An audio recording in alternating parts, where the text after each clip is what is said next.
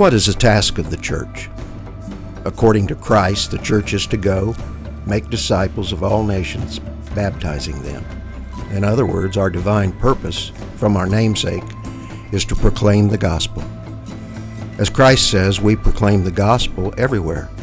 When we are at work, when we're at the grocery store, when we're at the ball field, and even when we are in our homes. But there's one place that is different. That is the church on Sunday mornings.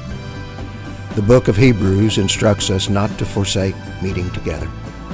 We fulfill this command on Sunday mornings here at the Jamestown Church of Christ. So what all goes into meeting together? We have a sermon, of course. There is a meditation followed by communion.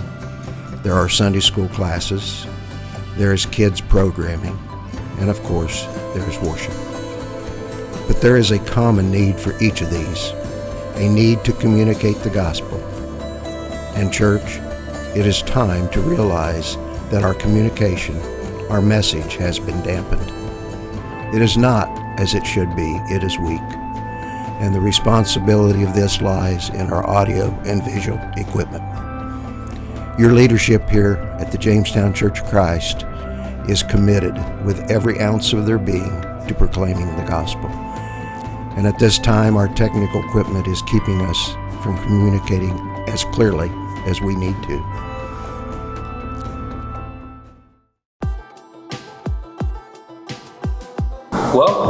I think music is a gift that God has given us. I think that music is a very communal thing, something that can bring all of us as a church together, both physically and spiritually. I've always kind of thought of my role as the worship leader was to be somebody who kind of created unity among the church, and to be kind of a servant in that moment during worship on Sunday mornings. Anytime we have any kind of event at the church, it's really critical for the people who attend to be able to hear and understand what's being said. At our ladies' conference, our speaker, our worship leader, and our dramatist all used sound devices to make sure that they could be seen and heard by the congregation, by the ladies that attended. And without that, it wouldn't have been very meaningful. Being the vocalist, I think that one of the things that's hardest for me to hear most of the time when I'm up on stage is the voices. So I think being able to hear that, not just my own, but being able to hear the other voices up on stage, and again, trying to get a good mix of all those things together would be the most beneficial. I don't know, it might be one of those things where I regret hearing my own voice at times, but I may want to turn that part down, but definitely the in-ear monitors would be something exciting to think about.